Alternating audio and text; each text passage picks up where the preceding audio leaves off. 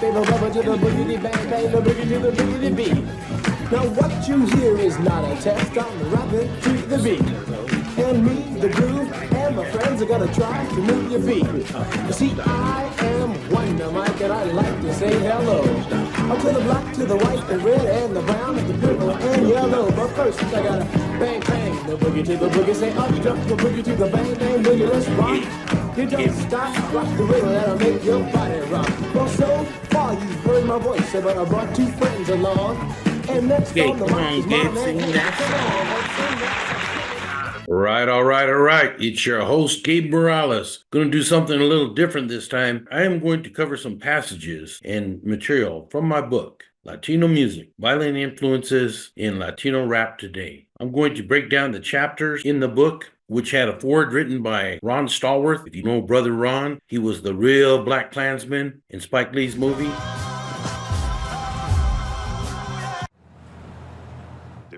He also is an expert on hip-hop, and he did me the honor of opening up my book so you could read what he has to say on this topic.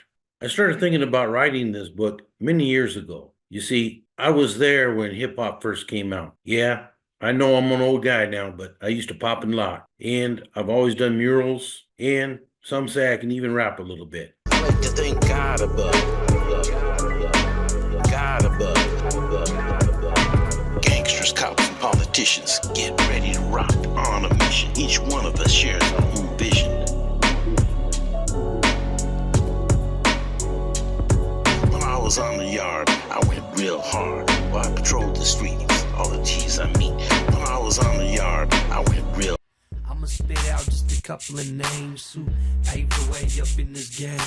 Fresh track, rap attack, yes, nasty. Previously, I covered this topic on a few different videos, including interviewing DJ Nasty Ness, who was a good friend of my brother Joe, rest in peace, in Seattle. I also interviewed hip-hop culture experts from the East Coast, New York, the Bronx, New Jersey, as well as LA and Northern California. Well, I want to thank you, brothers, for sharing your personal stories, man. I mean, these reflections are awesome. Thank you, man, for sharing that with everyone. That's really important, man. And that is a major component of hip hop culture, sharing that knowledge, so that it can go abroad and inform and influence others, man. So thank you, brothers, for that first and foremost. As for your question, Gabe, about the other elements, the DJ is the nucleus of this culture. Make no mistake about it. If it wasn't for the DJ, and I like to use DJ Kool Herc, the godfather of this culture, as a prime example, if it wasn't for that jam that he threw on August 11th, 1973 at 1520 Sedgwick Avenue in the Bronx, we probably wouldn't even be here today. So all praises to these, grandmasters of our culture who gave us something to run with, man. So the DJ really is the Pied Piper of the culture.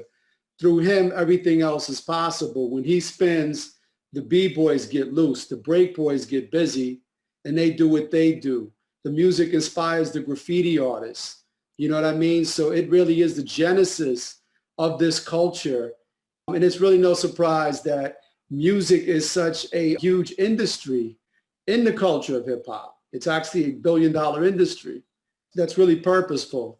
Yeah, man. So all of these elements, when used in the right way, have given us all a reason, and a purpose. I kind of got the idea when I saw the hardcore hip-hop group NWA when they were inducted to the Rock and Roll Hall of Fame. I recall at the time they were pioneers of West Coast rap, aka gangster rap. Before that time, I recall East Coast hip-hop as being a movement that helped reduce gang violence in New York City and other parts of the East Coast in the early days. It's like a jungle sometimes. It makes me wonder how I keep from going under. But NWA had a different attitude. They promoted gang warfare and violence against cops and the system. From the gang called niggas with attitudes. When I'm called off, I got a sawed off. Squeeze the trigger and bodies are hauled off. You too, boy, if you fuck with me. The police are gonna have to come and get me off your ass. That's how I'm going out.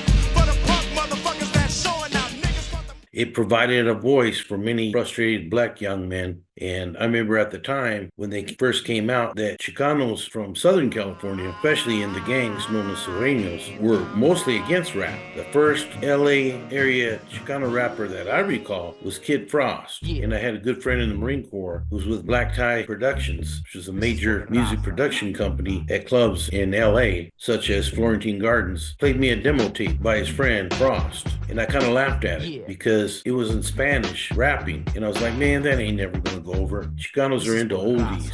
But as soon as I started working at Folsom Prison in 1987, I was surprised to hear Norteño rappers that sounded very much like African American rappers. Only every once in a while they'd throw Pancalo in there, some Chicano slang. And I thought, man, they're just trying to be biters. That'll never take off.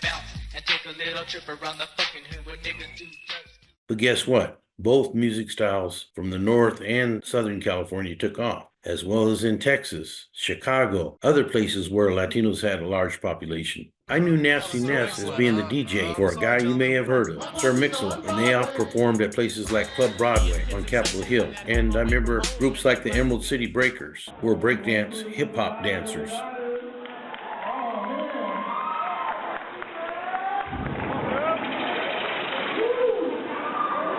I can't lie, I'm kind of nervous right now because I haven't been on stage like this in like 30 years. Anybody here remember me? My name is Sir Mix-a-Lot. How you doing, everyone?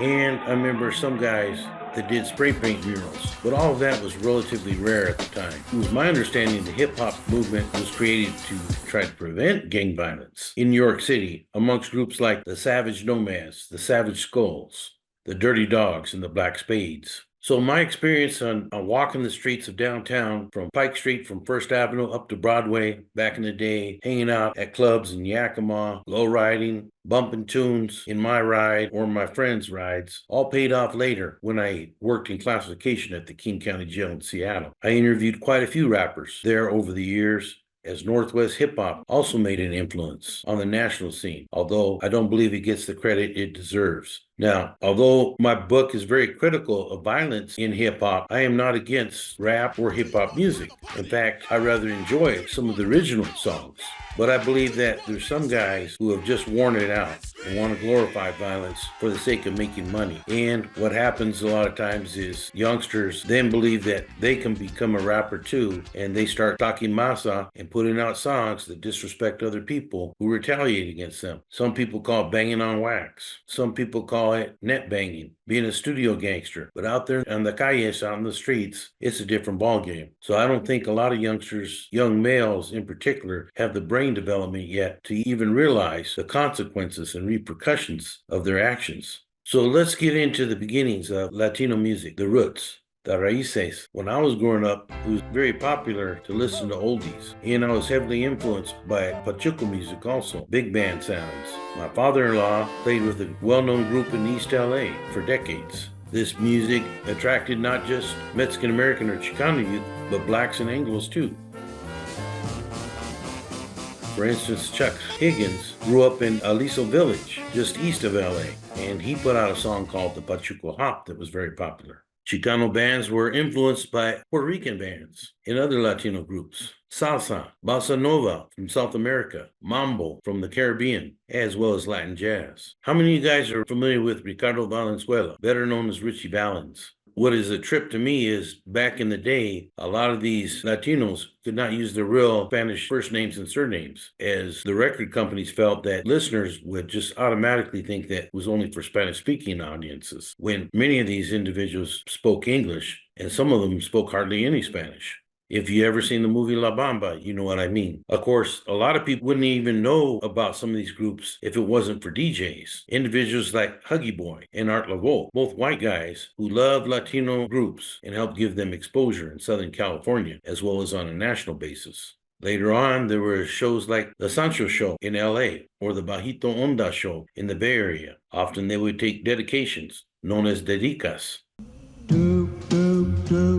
Tinkerbell, do, do, Tinkerbell, do, do, Tinkerbell, do, do.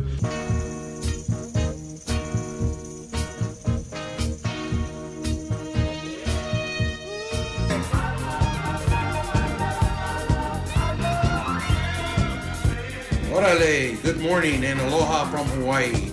This is DJ Gabe, and yes, I love music. Welcome to my oldie show, created in the tradition of Art Laveau, Huggy Boy, Wolfman Jack, Ahoo, and Casey Kasem. We all grew up with our favorite songs and danced to them.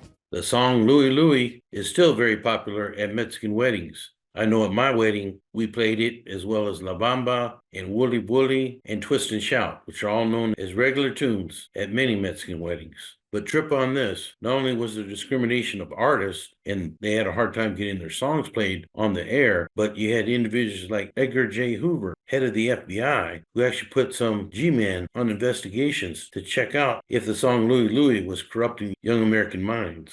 Indeed, rock and roll was a threat to the establishment, as was hip-hop later on.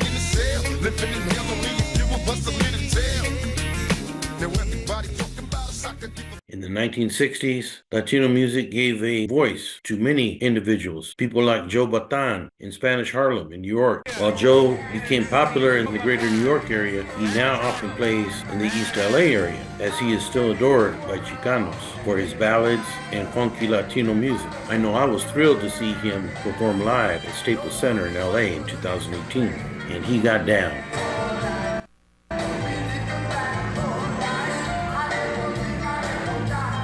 Another band that was there that's popular in the Chicano crowd for many years, the Midnighters in East LA, with songs like Chicano Power. There was a group that got airplay with a Latino jazz flavored song called Viva Tarado, which was played by an East LA based band called El Chicano. Later on, this was sampled by Kid Frost in his hit song La Raza. You had groups out of Texas like Sonny Osuna and the Sunliners, who had a hit song called Smile Now, Cry Later, which later on became a gang symbol for living La Vida Loca, the crazy life. Latino music has deep rhythms and rich character. It often includes code switching between English, Spanish, and Spanglish, as well as rock and roll, soul music, as well as Latin rhythms, all the way from mariachi music to salsa, cumbias, merengue, you name it. Listen to any Carlos Santana album and you will hear a variety of sounds, as well as get a good sense of Carlos' spiritual sense abounding.